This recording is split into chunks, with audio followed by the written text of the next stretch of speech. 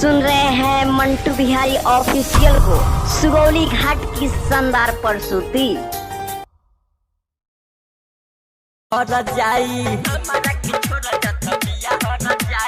समझ के भोली लेनी दिलावा लगाई हमारा के छोड़ जात बिया हर जाई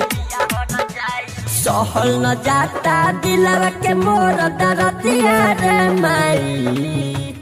मरले बदिलावा परतिया फलाना के बेटिया रे माई मरले बदिलावा परतिया फलाना के बेटिया रे माई माई रे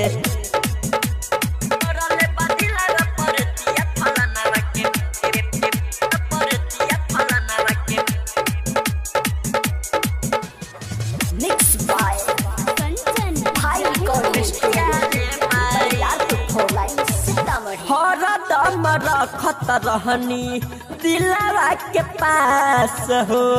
दिहल जखम बिया होई के खास हो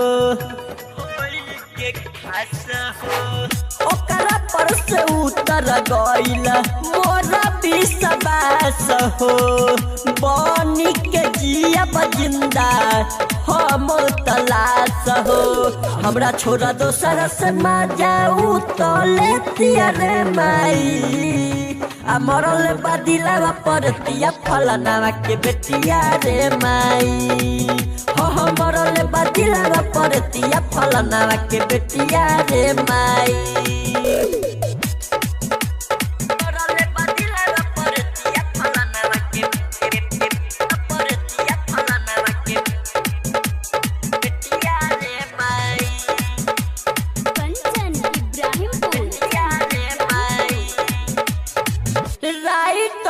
पर दुम चंदन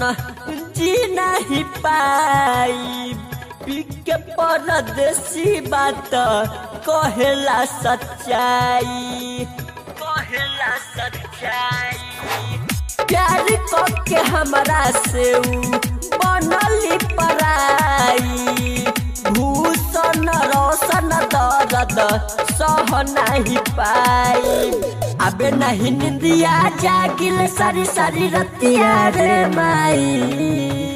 मरले बदिलावा परतिया फलाना के बेटिया रे माई मरले बदिलावा परतिया फलाना के बेटिया रे माई।